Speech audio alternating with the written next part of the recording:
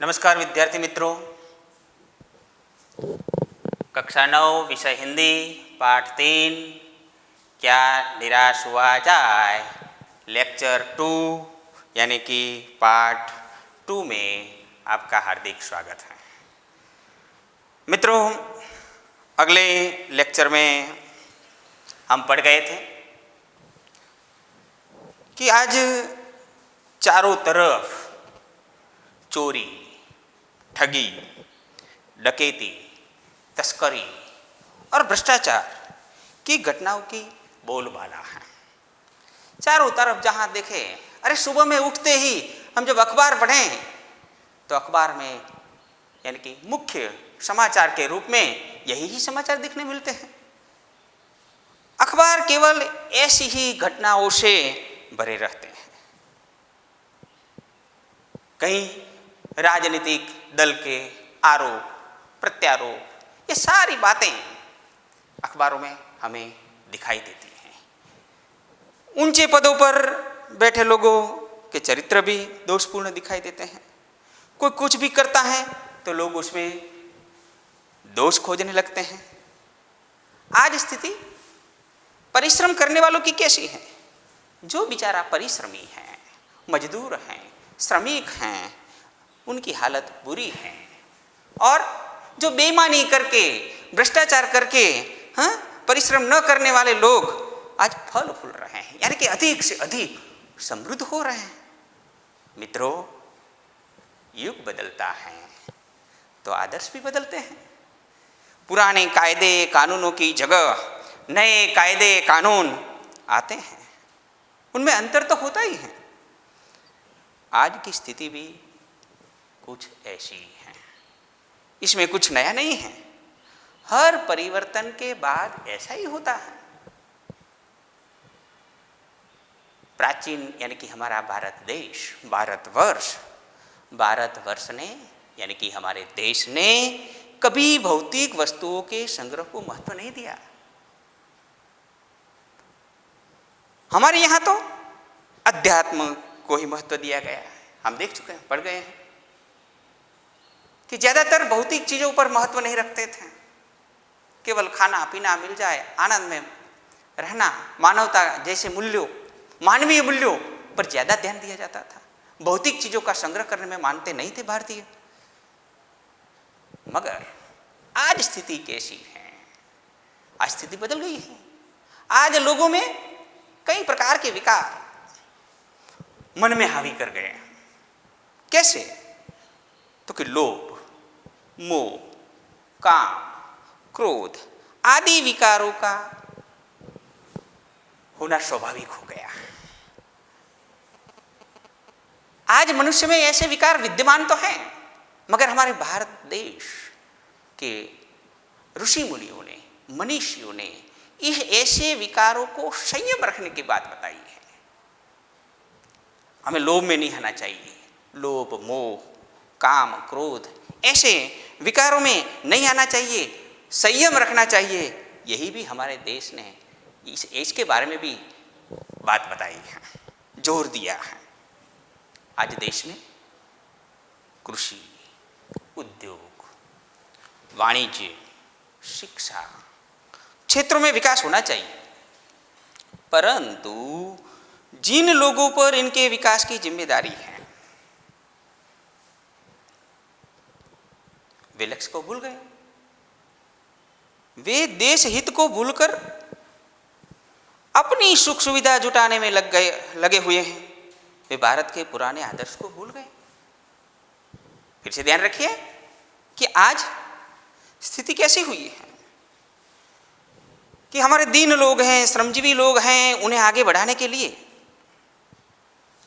देश के कोटि कोटि दरिद्र जनों की हीन अवस्था को दूर करने के लिए देश में अनेक कायदे कानून बनाए गए हैं, जो कृषि, उद्योग, वाणिज्य, शिक्षा और स्वास्थ्य की स्थिति को अधिक उन्नत और सुचारू रूप से बनाने के लिए बनाने का लक्ष्य प्रेरित करते हैं, लक्ष्य से प्रेरित हैं। परंतु दिक्कत क्या है, परेशानी क्या है, मुश्किलें क्या हैं कि आज देश में बेईमानी का प्रमाण इतना ज्यादा बढ़ गया है कि ये लक्ष्य को लोग भूल गए। जिन लोगों को इन कार्यों में लगना है, जिन लोगों को यह कार्य करना है, क्या करना है, दरिद्र जनों की हीन अवस्था को दूर करने, इन कार्यों में जिन लोगों को लगना है उनका मन हर समय पवित्र नहीं होता।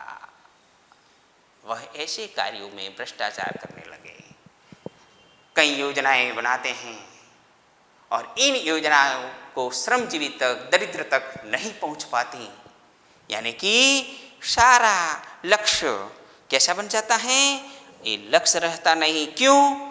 क्योंकि जिन लोगों को यह कार्य करना है उसका मन हर समय पवित्र नहीं होता, प्रायः वे ही यह लक्ष्य को भूल जाते हैं और अपनी ही सुख सुविधा की ओर ज्यादा ध्यान देने लगते हैं। वह केवल क्या करते हैं, अपना जेब भ्रष्टाचार से, बेईमानी से भरने का कार्य करते हैं, दरिद्रों की चिंता नहीं करते, इतनी बेईमानी करते हैं, इतनी ज्यादा सुख समृद्धि में रचे रहते हैं कि आज वह फले फूले हैं और बेचारे श्रमजीवी पीस रहे हैं। अब देखिए मित्रों आगे, व्यक्ति चित यहां तक आए थे। अब आगे बढ़िए, सब अपनी पाठ्यपुस्तक एवं नोटबुक लेकर बैठ जाइए और मुहावरे, अपरिचित शब्द, व्याकरणिक शब्द लिखते जाइए और पाठ्य पुस्तक में अक्षरशः वांचन करते ही जाइए, साथ में देखते ही जाइए। व्यक्ति चित सब समय आदर्शों द्वारा चालित नहीं होता। व्यक्ति का मन सभी समय आदर्शों द्वारा चालित नहीं होता। जितने बड़े पैमाने यानी कि मापदंड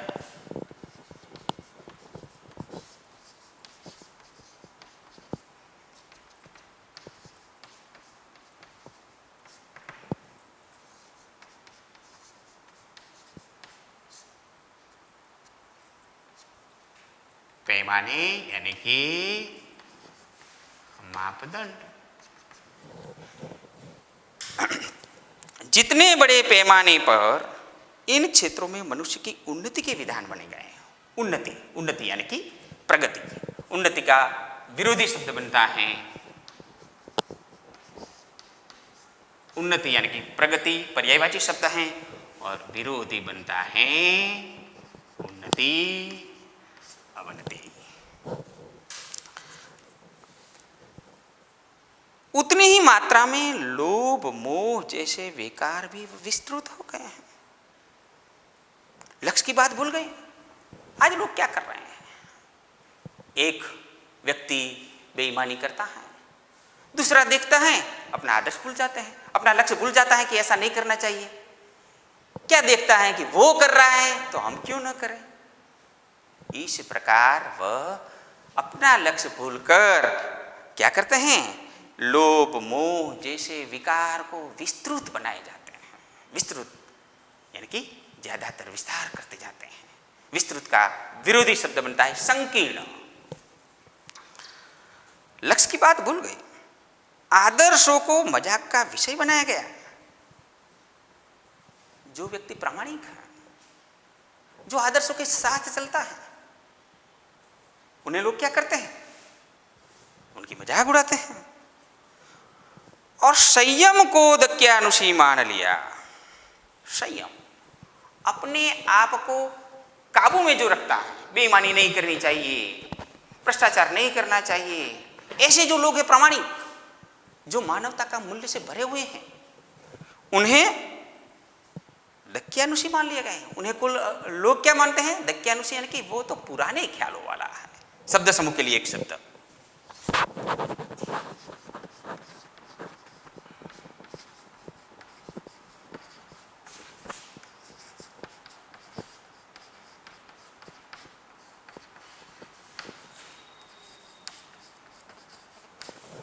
शब्द समूह के लिए एक शब्द, पुराने ख्याल वाला।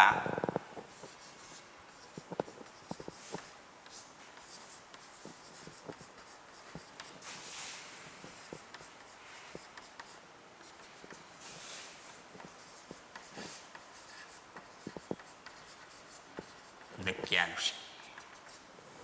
संयम यानी कि अपने आप को काबू में रखना। परिणाम जो होना था वह हो रहा। यह कुछ थोड़े से लोगों के बढ़ते हुए लोभ का नतीजा है। ये थोड़े लोग हैं, सभी लोग ऐसे नहीं होते, मगर बेईमानी करने वाले लोग को देखकर दूसरे लोग भी जो प्रामाणिक है वह भी बेईमानी करने की इच्छा करता है देखकर। परंतु इससे भारतवर्ष के पुराने आदर्श और भी अधिक स्पष्ट रूप से महान और उपयोगी दिखाई देने लगे हैं। मित्रों, भारतवर्ष सदा कानून को धर्म के रूप में देखता रहा है। हमारा देश यानी कि भारत देश सदा किसको? कानून को किस रूप में देखता आया है? धर्म के रूप में। धर्म और कानून दोनों एक साथ चलते थे, जुड़े हुए थे, अलग अलग नहीं थे। आज लोगों ने धर्म और कानून में अंतर बढ़ा दिया है, यानी कि भेद कर दिया है। भारतवर्ष सदा कानून को धर्म के रूप में देखता आ रहा है। आज एकाएक कानून और धर्म में अंतर कर दिया गया है। कानून यानी कि कायदे और धर्म दोनों को अंतर यानी कि अलग कर दिया है, भेद कर दिया है, डिफरेंस। क्यों? क्योंकि लोग जानते हैं कि धर्म को धोखा नहीं दिया जा सकता। धर्म हमें सच्चाई, ईमानदारी, प्रामाणिकता यही सिखाते हैं, इसलिए धर्म को धोखा नहीं दिया जा सकता। मगर कानून को दिया जा सकता है। इसका कारण क्या है? कि लोग धर्मभीरु हैं। धर्मभीरु, भीरु यानी कि डर, धर्म से डरने वाला शब्द समूह के लिए एक शब्द, धर्म से डरने वाला। कैसा है? धर्म भीरु। कैसा है? तो कि धर्म भीरु।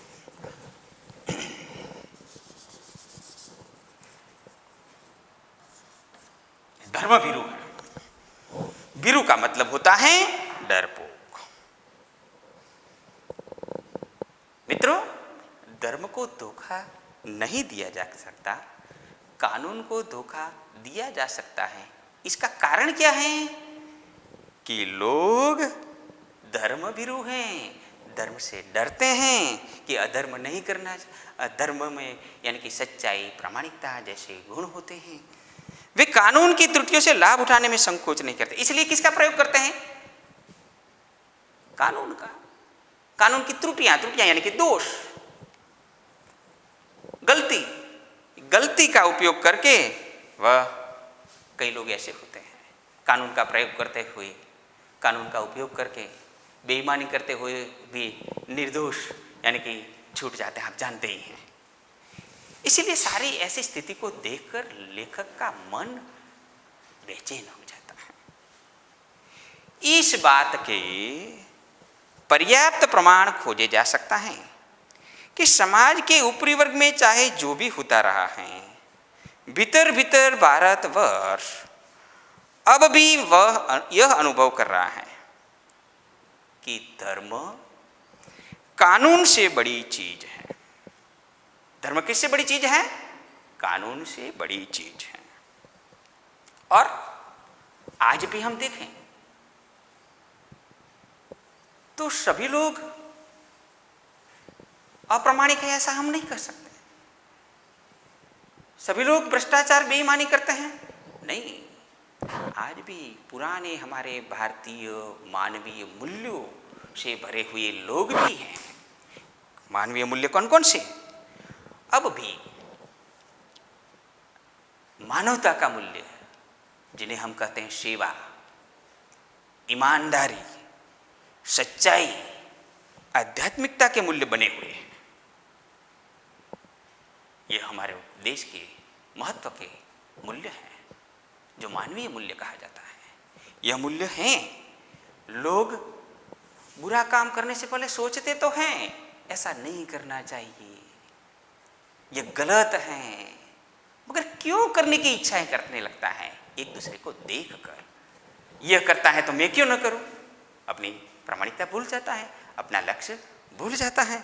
इसीलिए लेखक ने बताया कि हमारे देश में जो प्राचीन मानवीय मूल्य सेवा, ईमानदारी, सच्चाई, आध्यात्मिकता के मूल्य बने हुए हैं, वे दब अवश्य गए हैं लेकिन नष्ट नहीं हुए। आज भी यह मानवीय मूल्य हैं, आज भी वह मनुष्य से प्रेम करता है, आज भी यह मानवता की भावना है। हम देखते ही हैं कई जीवन की ऐसी घटनाएं बनती हैं, प्रसंग, कि हम हमारे बुराइयों, जो हमारे साथ हुए बेईमानी से व्यवहार करने वाले लोगों को भूलकर ऐसी घटनाएं बनती हैं जिसमें मानवता की भावना दिखाई देती है और महिलाओं का सम्मान भी करता है। आज लोग ऐसे भी लोग हैं जो प्रेम करता है, यानी कि सभी मनुष्यों को वह प्रेम की दृष्टि से देखता है। मानवता की भावनाएं हैं, परोपकार की भावना है, एक दूसरे को मदद करने की भी भावनाएं हैं, महिलाओं को सम्मान भी करता है और स्वयं समझता तो है, क्या समझता है कि झूठ और चोरी को गलत समझता है। झूठा बोलना पाप है, चोरी करना अच्छी बात नहीं है, गलत है, दूसरे को पीड़ा पहुंचाने को पाप समझता है। मन में ऐसी भावनाएं तो पैदा हो जाती हैं कि ये गलत बात है। हर आदमी अपने व्यक्तिगत जीवन में इस बात का अनुभव करता ही है। मित्रों, जो भी हम गलत कार्य करने के लिए जाते हैं, बेईमानी करने के लिए, भ्रष्टाचार करने के लिए, तो सबसे पहले हमारा मन मना कर देता है कि ये तो पाप है, इसलिए हम रुक जाते हैं। इसीलिए लेखक ने कहा कि कई मानवीय मूल्य दबे अवश्य हुए हैं मगर नष्ट नहीं हुए। समाचार पत्रों में जो भ्रष्टाचार के प्रति इतना आक्रोश है, वह यह साबित करता है कि हम ऐसी चीजों को गलत समझते हैं। इसलिए हम जानते हैं कि आज समाचार पत्रों में, टीवी चैनलों में ज्यादातर ध्यान केंद्रित बेईमानी, भ्रष्टाचार, झूठा जो लोग व्यवहार करते हैं वही समाचार देखने को मिलते हैं, क्योंकि इतना आक्रोश है कि ऐसा करना नहीं चाहिए। इसलिए बार बार हमें ध्यान केंद्रित करने के लिए वही समाचार बताते रहते हैं। क्यों? क्योंकि समाचार पत्रों में जो भ्रष्टाचार के प्रति इतना आक्रोश है, वह यही साबित करता है। वह क्या साबित करता है? कि हम ऐसी चीजों को गलत समझते हैं, हम ऐसी चीजों को गलत समझते हैं और समाज में उन तत्वों की प्रतिष्ठा कम करना चाहते हैं। क्यों हम बार बार चैनलों में, समाचार पत्रों में, यानी कि प्रथम पेज में ही ऐसे समाचार क्यों छपते हैं? क्योंकि ऐसे इन लोगों पर ध्यान केंद्रित करके उनकी प्रतिष्ठा कम करना चाहते हैं जो गलत तरीके से धन या मान संग्रह करते हैं, जो झूठी तरीके से, बेईमानी से धन और मान संग्रह करते हैं। मित्रों, यह पैराग्राफ बहुत परीक्षा के लिए महत्वपूर्ण है, इसलिए आप ध्यान रखिए और नोट भी कीजिए। दोषों का पर्दाफाश करना बुरी बात नहीं है। दोष, बुराइयां, दोष का मतलब बुराई, पर्दाफाश करना मुहावरा है।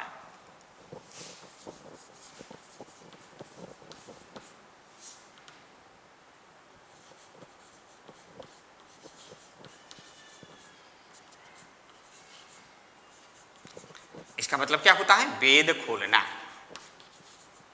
वेद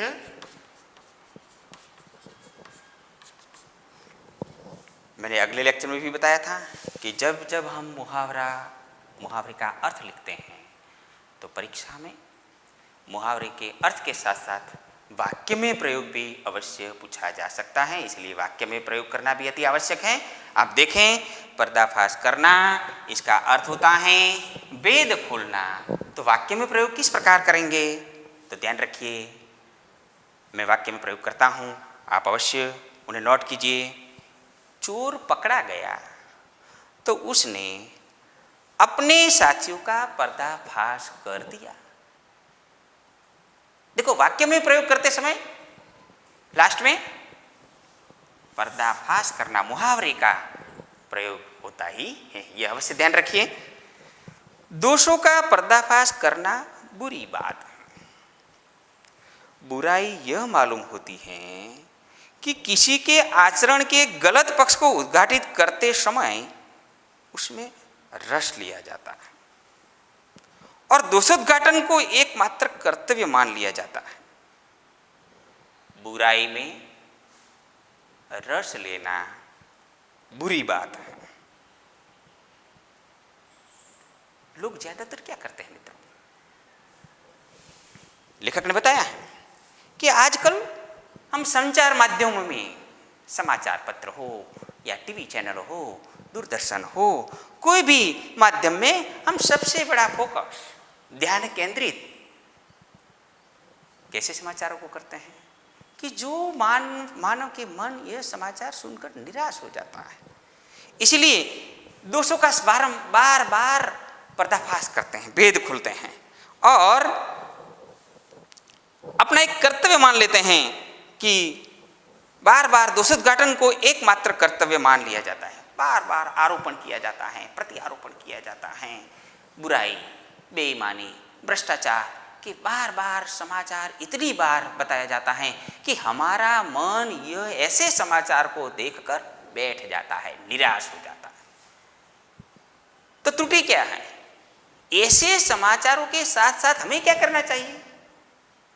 कुछ ऐसे समाचार भी होना चाहिए, कुछ ऐसी बात भी होनी चाहिए कि अच्छाई को उतना ही रस लेकर उजागर न करना और भी बुरी बात है। इसलिए लेखक क्या कहते हैं कि बुराई में रस लेना तो बुरी बात है, मगर अच्छाई को उतना ही रस लेकर उजागर न करना। कोई ऐसी मानवता की भावना करके लोग प्रामाणिक हैं, उनको बार बार हमें क्या करना चाहिए? उजागर करना चाहिए। उजागर करना यानी कि उनकी बातों को प्रकट करना चाहिए कि लोग ऐसे प्रामाणिक, ईमानदार लोगों के बारे में जाने और ऐसी भावनाएं उनके मन में पैदा हो।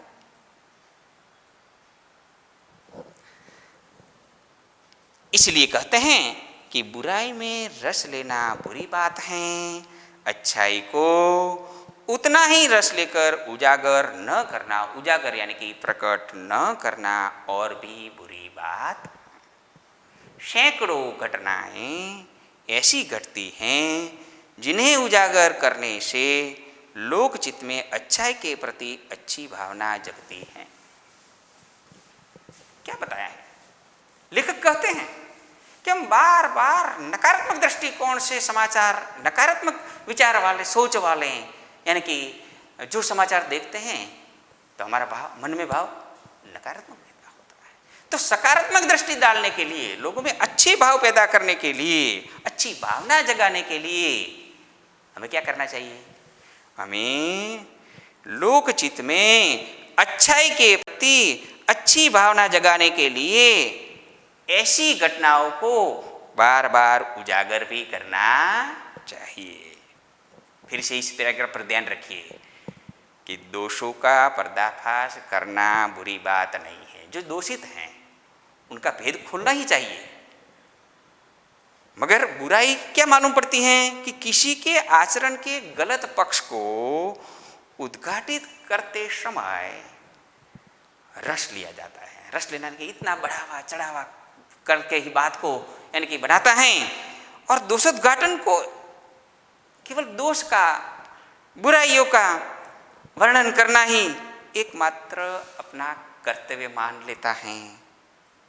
तो लेखक ने कहा कि बुराई में रस लेना बुरी बात है, अच्छाई को उतना ही रस लेकर उजागर न करना और भी बुरी बात है। तो लेखक ने कौन सी बात बुरी बात बताई है? फिर से ध्यान रखिए, बुराई में रस लेना तो बुरी बात है, मगर जो अच्छे कार्य करते हैं और अच्छे कार्य करने वाले लोगों को जो हम प्रकट न करें तो वह इससे भी ज्यादा बुरी बात। मित्रों सैकड़ों घटनाएं, जैसे ये घटनाएं, अच्छी घटनाएं भी बनती हैं सैकड़ों, जिन्हें उजागर करने से लोकचित में यानी कि मनुष्य के मन में अच्छाई के प्रति अच्छी भावना जगती है। तो खास तौर पर मित्रों यहाँ लेखक ने यही बताया है कि दोषों का पर्दाफाश तो करना ही चाहिए, मगर अच्छाई को भी यानी कि अच्छे गुणों को भी, प्रामाणिकता करने वाले ईमानदार लोगों को भी उजागर करना चाहिए यानी कि प्रकट करना चाहिए, जिसके कारण ऐसे समाचार सुनकर हमारी भावना भी अच्छी होती है। उनके प्रति अच्छी भावना को देखकर हम भी ऐसे बनने के लिए प्रयत्न करते हैं। तो मित्रों इसके बारे में कई दृष्टांत लेखक ने दिए हैं जो हम यानी कि आने वाले लेक्चर में देखेंगे। अब यहाँ तक रखिए। धन्यवाद।